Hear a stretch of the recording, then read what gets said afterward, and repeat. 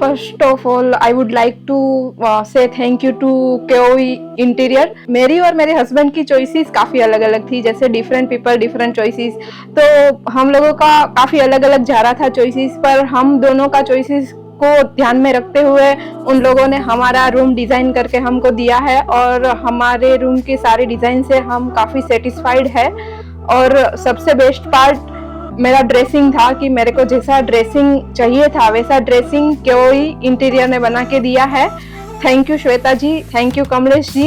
અમારું ડ્રીમ હોમનું સપનું ઘણા ટાઈમથી પેન્ડિંગ હતું, જે કમલેશભાઈ અને શ્વેતા મેડમ થ્રુ આજે સાચું થઈ ગયું છે. દરેક મટીરિયલથી માંડીને બધી લાઇટિંગ સુધીનું તો અમારી ચોઈસનું એમણે જેવી રીતે અમારે જોઈતું હતું એવી રીતે તેમણે સેટઅપ કરી દીધું છે.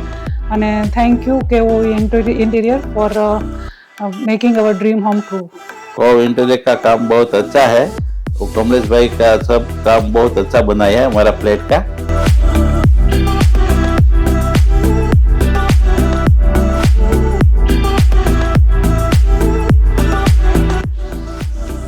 I love my room very much. Thank you. Thank you KOE interior.